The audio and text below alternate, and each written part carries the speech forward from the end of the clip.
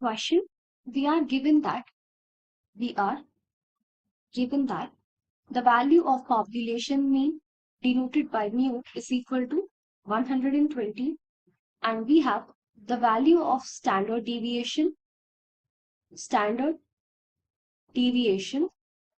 denoted by sigma is equal to 110.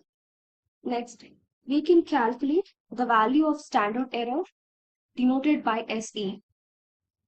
The standard error denoted by SE is equal to standard deviation over square root of n, which is equal to 10 over square root of sample size n is given as 90.